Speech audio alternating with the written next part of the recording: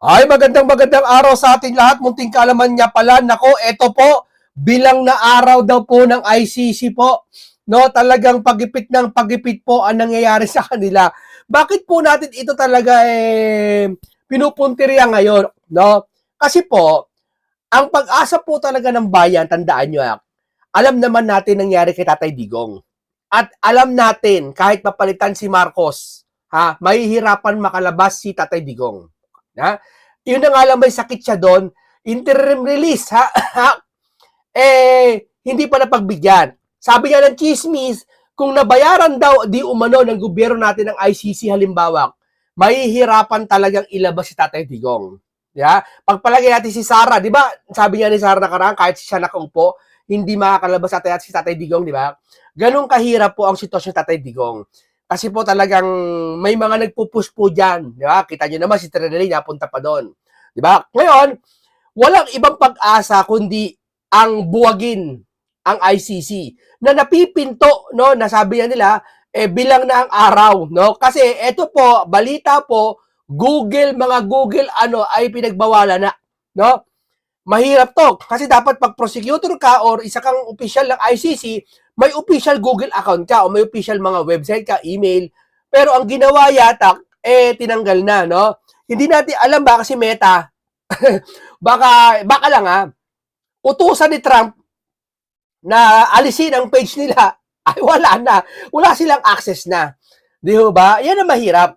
Dahil kasi nga 'di ba, yung tinapik natin nakaraan by sa post ng Reuters na kung saan iniingatan nila si Donald Trump. Dahil sa 2029, bababa si Donald Trump bilang presidente. At pag bumaba yun, doon malalaman, baka hulihin siya o baka mangyari, ano man mangyari, hulihin siya ng ICC, yung palang piniprevent na nila.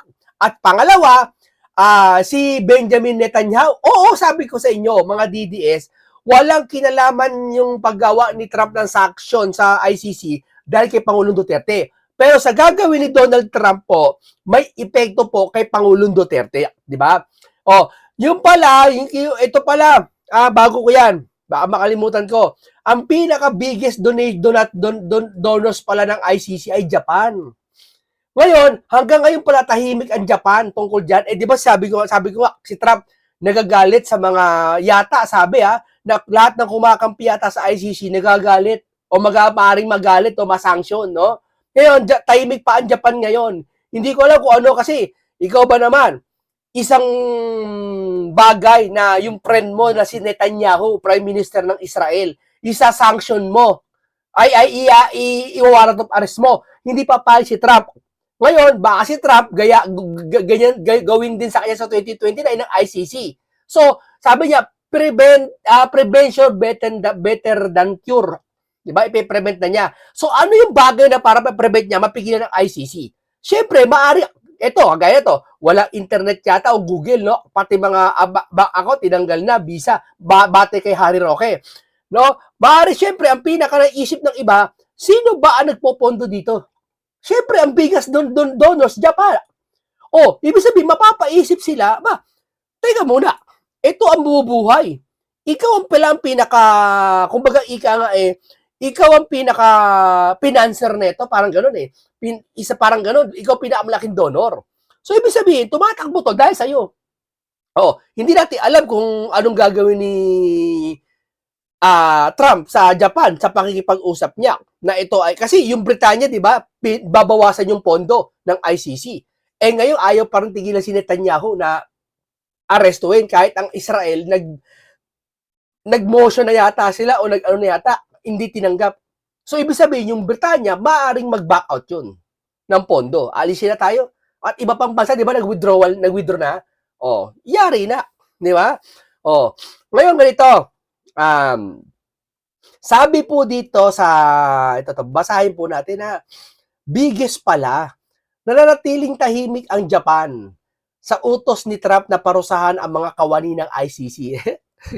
Si Trump na nag-utos nito, hindi nag-utos kung sino man.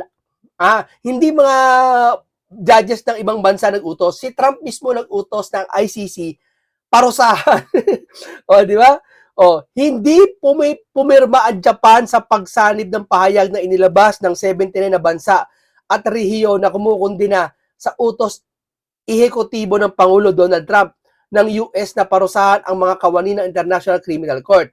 Ang gobyerno ng Hapon ang pinakamalaking tagapag-ambag sa ICC sa 125 membro nito at patuloy na umaapela para sa batas at si Tomoko Akane, isang mamamahayang Hapones, ay naging pangulo ng ICC mula noong Marso 2024.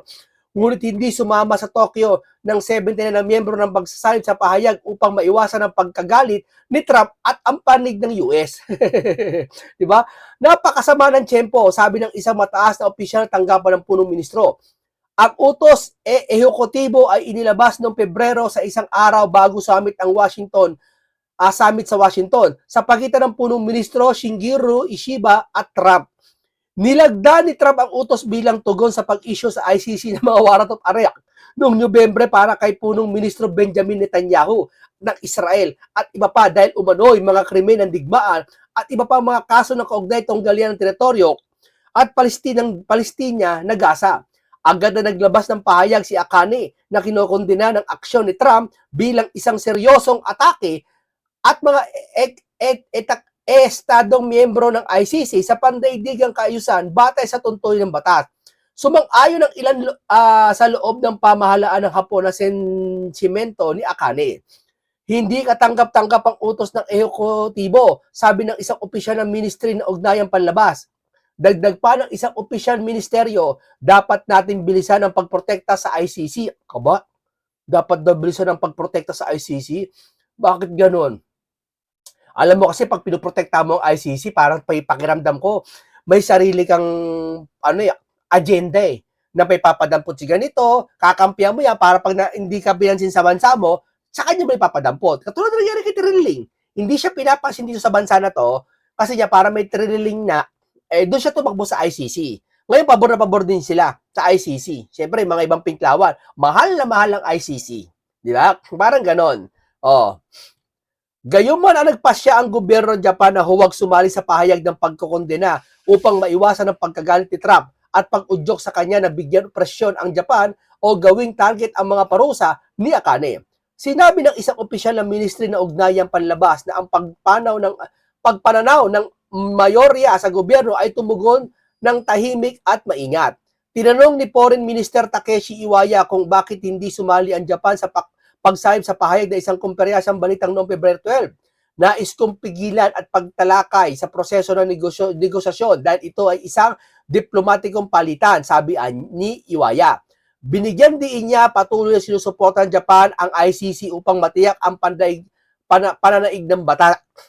Wala tayong magagawa yun ng Japan niya, pero Trump na to pinag-uusapan Di ba? Trump na to Humihingi siguro ng pero na sabi ko nga sa iyo, yung anay o yung langgam, papatayo ba yung mga langgam? Syempre, yung pinakapuno ng langgam, yung pinakapunso ng langgam, di ba? O yung puno, laglag ng dahon yung puno. Anong gagawin mo para hindi malaglag? Walis ka na walis, napipigong ka na, di patay mo yung ugat. Di ba? Syempre, ano ba yung pinaka-source ng ICC? Bakit namamayagpag to? Siguro, naiisip ko, yung malaki magpondo. Di ba? Kaya syempre, isa sa mga dahilan, siguro, baka nagpapahirap dito, malaki magpondo ang Japan. Di ba? Pero, wala tayong magagawa kung gusto ng Japan to, hindi natin pwedeng kontrahin to. Di ba? Hindi natin alam kung bakit nila ito tinutulungan.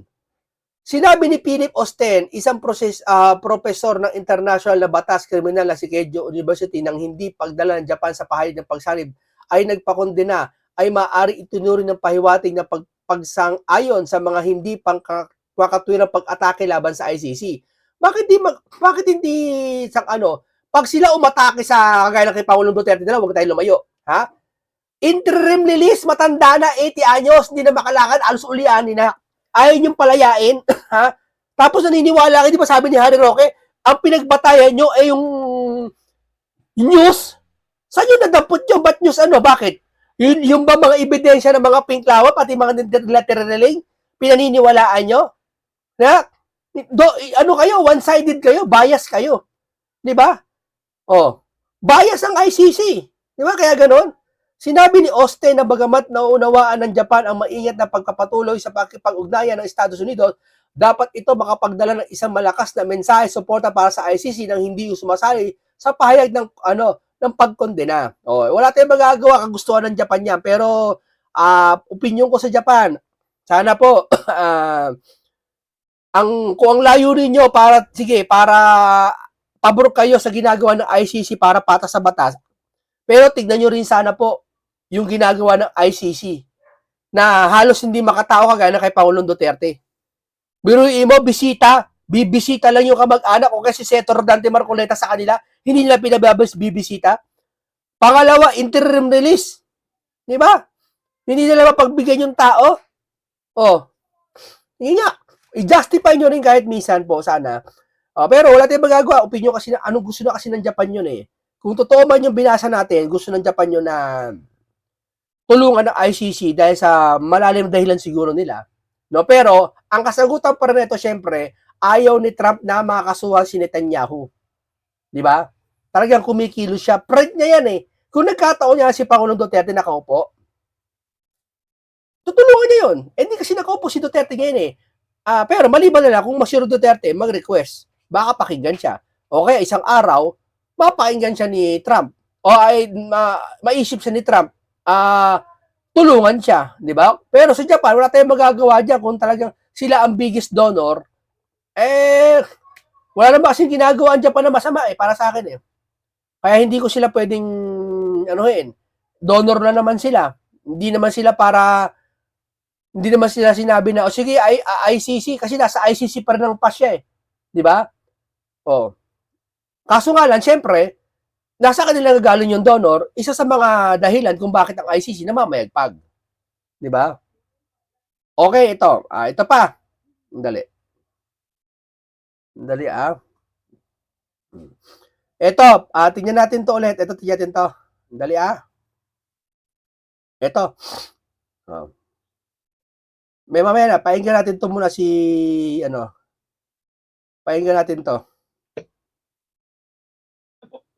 Maaaring masamang implikasyon o buting implikasyon nito po kay former President Rodrigo Duterte at sa iba pa na inaakusahan po dyan po sa ICC considering na freeze na yung mga bank accounts nila, putol na raw yung access ng mga judges sa mga pangunahing serbisyong pinansyal, yung connection daw sa mga bangko, credit cards, tech giants tulad ng Amazon. Ano po ang masasabi niyo po, Attorney? Well, minsan ako'y nag-vlog, no? At sabi ko, 3 pamamaraan ang pwedeng maging dahilan para mapalaya si Tatay Digong. No? Unang-una, yung desisyon ng Appeals Chamber sa argumento ni Tatay Digong na wala ng jurisdiction ng ICC kasi yan ay didesisyonan pa ng Appeals Chamber. Pangalawa, yung desisyon ng Trial Chamber na nagsasabi na unfit na to stand trial si Tatay Digong. At pangatlo, kung talagang susuko ng ICC dahil sa financial sanctions at dahil nga dito sa... alam mo, pinakamasakit sa lahat talaga eh. I-sanction yung financial mo eh. Diba? Mapapasabi ka na lang, sana inimba ko na lang sa bahay ko. Malasaldi ko ba? Yung mga maleta. Ikaw ba naman kahit wala kang bangko eh. Halimbawa, kay saldi ko. Wala kang bangko. Pero yung maleta mo, di ba? Ang maleta, 48 million na lama. Pagpalagay mo yung kwarto mo, may isang 10 maleta. Hindi 48 million yun, 480 million yun. Sa tingin mo sa 480 million, maubos mo yun, nasa bahay mo. Araw-araw, lagi ka may bundle na dala, Mamamasyal ka sa mall, Ano ba yan? Magkano yan? Kahit sky's the limit, kahit anong makita mo, kaya mong bilhin eh. Di ba? Magkano yan? Bibili ka ng pinakamahal na cellphone, magkano? 120,000 po, payat. Payat. Bundle dala mo eh. Buti sana kung gano'n, malasaldi ko ka. Di ba? Malatambalos-los baga. Saka si Big Fish, alam niyo na kung sino si Big Fish. Si gano'n, no? Di ba? Di naman, gano'n, no? Di ba yung Big Fish, malaki sa yung sa mga cartos, pag gano'n? Ano ba yung gano'n? Pirana. Pirana ba yung isda? Inaagano isda? May isda kasi na gano'n eh, Ano isda yun? Yung isda na agan to. Meron ba? wala na. Naisip ko lang. Di ba? Big fish yung big fish nito. Yung gano'n, big fish yun na gano'n. Yun nga, di ba? Sabi ko nga sa inyo, ang ang mga prosecutor, sabi niya ni Harry Roque, mga puro e-wallet na yan, mga credit card. Hindi yan nag-iimbak ng pera sa bahay nila. Kaya pag nasanction ng pera nila, pulubing-pulubi sila. 'Di ba? Pati yung kumpanya nila pulubi. Biruin mo ha, ito, pakinggan nyo. Kaso na sinampa at hunusgahan na guilty ang prosecutor at mga judges ng ICC, no? Alam mo, anytime pwede magpadala ang Russia ng mga tao para arestuhin yung mga judges na yan at prosecutor na yan at sasabihin nila na that's within our powers, no? Kasi nga, yan ang mangyayari kapag nagpupumilit ka na magkaroon ng jurisdiction na wala naman talagang jurisdiction. No? So sa akin, ang mabuting balita kay Tatay Digong, ay baka ito maging dahilan para tunay nang mawala ang ICC at maging dahilan sa kanyang pagpapalaya. Ang bad news, hindi natin alam kung kailan mangyayari yan. Ayun, yung bad news lang, hindi natin alam kung kailan mangyayari. Di ba? Oh, pero kung sakaling halimbawa, umatras na yung mga nagpopondo at patuloy pa rin nagpopondo yung ibang bansa, okay na naman eh. Magkukulaps pa rin naman yan eh kung talagang isa-sanction ng talagang, alam mo yan, hindi natin alam eh, sa mga susunod na kabanata, tingnan natin. Pero ang nababasa ko, tsorya ko lang, may politikang nangyayari dyan sa loob ng ICC. Na politika rin parang dito sa Pilipinas yan eh, meron dyan. Maaaring may isa dyan kumanta, ibunyag, na kung ano ba transaction dyan, paano ba transaction dyan, yan ba ay nababayaran ng mali-malitang pera para usigin ng isang tao? O yan ba ay may pwede kang magbayad?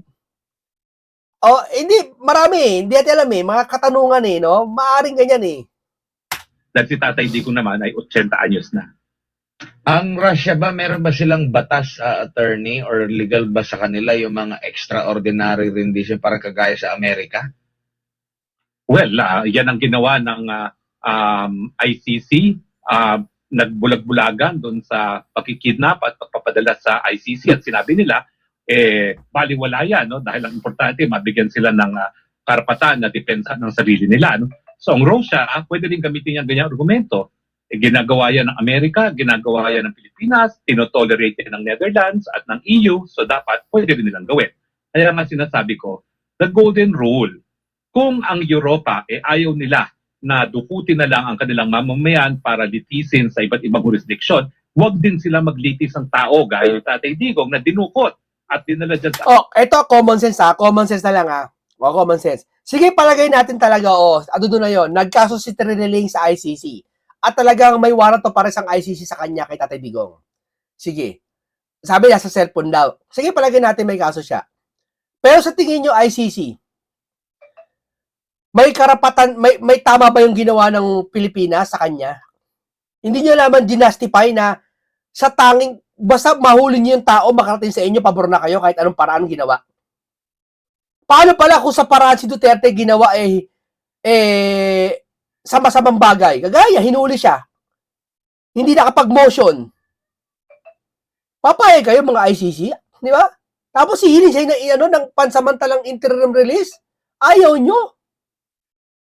Di ba? Asan ang katwiran?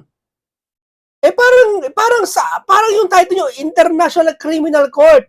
Tapos against humanity. So, ibig sabihin, ayaw nyo ng mga masama. Gusto nyo nasa katwiran, sa batas. Asan ang katwiran doon? Na dinujinastify si Tatay Digong, di ba? Kuha nyo. Kasi ang pag-justify dyan, sige, bigyan mo interim release yan. Di ba? May pansamantala. Ayaw nyo eh. Tapos, nyo pa si Putin? Saka si Netanyahu? Naku po, sabihin ko sa inyo. Di ba? Hindi nga makapasok ang missile dyan eh. ICC dahil ang kidnapping, sang-ayon nga sa isang desisyon ng South African Constitutional Court, ay illegal at hindi po pwedeng iwasto ang isang pagkakamali sa pamamagitan ng isa na namang pagkakamali. At yan nga yung pagkikidnap para magkaroon ng jurisdiction sa pagkatao ang isang hukuman. Opo, tsaka yung isang judge at Attorney Harry no na nag-preside doon sa isang hearing kay FPRD, may interview, batid ko na napanood po ninyo, at sila po ay umaamin na talagang apektado sila sa US sanctions na ipinataw against sa ICC. Tama po yan, no? Dahil talagang hindi lang yung mga judges ang na-sanction, pati yung mga kamag-anak nila. No? At masakit yan dahil mawawalan ka ng control sa iyong kita, lalong-lalo na ang mga sweldo ng mga judges ay in US dollars at sila ay mga hindi naman taga Netherlands. No? So kinakailangan magpadala ng pera sa kanilang mga kanya-kanyang bansa, hindi na nila magagawa yun. Pero talagang masakit na nangyari sa kanila kasi wala na silang Google, wala na silang computer programs man lamang. Nako po, yari sila. Mahirap yung computer programs. Yung pakikipag-ugnayan mo sa ibang bansa, tatanggalin. Pati access mo sa Google, sabi pati internet, hahawakan ka. Di ba? Lilimitahan ka. Gagamit ka ng VPN ngayon, yung mga ibang source ng internet provider para makaano ka. Kaso, pag na-detect ka, ikaw pa rin yung pangalan mo, aalisin ka pa rin nila. Kung sakaling wanted yung pangalan mo, hingi ng ID, yari ka. Sa hula-hula ko, baka susunod yung Facebook page nila. Kasi Amerika ang Facebook eh. Hindi ko alam ha. Chorya lang. Hindi ko sigurado. Maapektuhan sila. Pagka ganyan talaga, pabagsak sila. Kung kasi yung pera inuna eh. Kung walang pera na, tapos yung mga, siguro, ito hula lang to ha. Chorya lang ha, chorya. Baka si Trump kakausapin lahat ng bansa na kung saan tumutulong sa ICC. At sa kanya pagbabawalan niya, o kaya kakausapin niya na maayos, bawalan ito, huwag yung tulungan ito. Babagsak talaga ang ICC. Sinong loko-lokong mayaman sa Netherlands para maipagpatuloy ang ICC na yan? Mabigat na pondo yan, tandaan nyo. Bayad pala sa prosecutor niya, napakamahal na. Isipin nyo yung judge dun yung abogado ni Duterte, milyon yata bayad nun eh. Sa isang buwan eh. Doon na lang ha. Sinong mayaman ang sasagot niyan kung walang popondo dyan? Isipin mo, ako hula ko lang, chorya ko lang yan ha. Pwede gawin ni Trump yon na baka maisip niya, ganun ha, yung mga tumutulong kakausapin ko. Kakausapin ni Trump lahat ng tutulong. Hindi totoo to ha, hindi mangyari to ha. Example ko lang yun, halimbawa ko lang sa akin yon. Baka pwedeng mangyari lang. Tapos Trump kinausap lahat ng bansa para wag suporta ng ICC. May makakalaya talaga sa Taydigo pag gaganyan. Di ba? Ang kanilang email, proton mail, no? Pero mahirap talaga ang kanilang kalagayan ngayon. Kaya nga ako, Email nila, proton mail. Di ba dapat Gmail na sa Yahoo? Sabi, wala sila. Paano kung kausapin ni Trump yung proton na yon? Di ba? Alam nyo, lahat pwedeng kausapin ni Trump. Sabihin ko sa inyo. Powerful yan. Si Trump. Di ba? Yan ang pinaka-the best na presidente yan sa buong mundo. Yan ang para sa akin, ha? Di ba? Sumunod si Netanyahu. sinasabi ko bilang ng araw ng ICC, hindi na po pwede magpatuloy at sana nga lang, tunay ng pumanaw ang ICC sa lalong mabilis ng panahon nang mapauwi pa si Tatay Digong na 80 na nga po. Opo. Pero, still, kumikita pa rin sila. For now, attorney, yung ICC. Siyempre, in fact, yan ang dahilan kung bakit linilitis nila si Tatay Digong. Dahil kung wala si Tatay Digong, wala na silang lilitising kaso. So, nagrereklamo na nga yung Japan, na biggest donor ng ICC. Ayan, biggest donor ng ICC, Japan, ha? Hindi ko lang totoo siya sabi niya nagreklamo ang Japan. Kasi binasa natin kanina, parang lumalabas yata, ipinaglalaban pa ng Japan yata ang ICC. Hindi ko alam kung totoo siya sabi niya. Ewan ko, saan site niya sinabi yon. Na despite na ang dami-dami nilang pondo dyan, ang mga kaso, Ang pinakapunto ko sa kwentong ito, sinabi ko sa ICC, gusto kong ipabatid sa inyo mga DDS na malapit na, maaring isang araw baka mabigla na lang tayo, pauwi na si Duterte. Hindi dahil sa tulong ni Trump, kundi dahil sa ginagawa ni Trump sa ICC. Take ko. sa pag-absulto at halos wala namang kaso talagang dinidinig ang ICC. So talagang yung kaso ni Tatay Digong sa mulat mula, sinabi ko, walang mangyayari dyan, tutuluyan siya dahil kinakailangan ng ICC si Tatay Digong para magpatuloy. It's an existential issue for the ICC. Kung wala si Tatay Digong, baka tuluyan ang mawala yung ICC. Yun talaga, pag wala si Tatay Digong, kasi andyan si Tatay Digong, patuloy ang pondo, patuloy ang pera. Diba? Kumbaga, ika nga, pag may opisina, may bayad. Pag no work, no pay. No work, no pay. Parang ganoon eh, di ba? Paano? Agad dito lang po muna tayo mga kababayan. Abang-abangan natin na si Tatay Digong baka isang araw ha. Ako, chori-chori ako lang. Baka kausapin ni Trump ang mga ibang bansa na wag tulungan yan, wag ganito yan. Di ba? Umpisa na yan, babagsak talaga ang ICC niyan. Pag bumagsak, sino magpapatuloy? Sino yung mga preso doon, paano? Ibibigay sa jurisdiction ng Netherlands? Aba, hindi pwede ata yun. Iuuwi sa kanya-kanyang bansa. Pwede. Doon ikukulong. Di ba? Pwede sigurong ganon. No? Okay, paalam sa inyong lahat.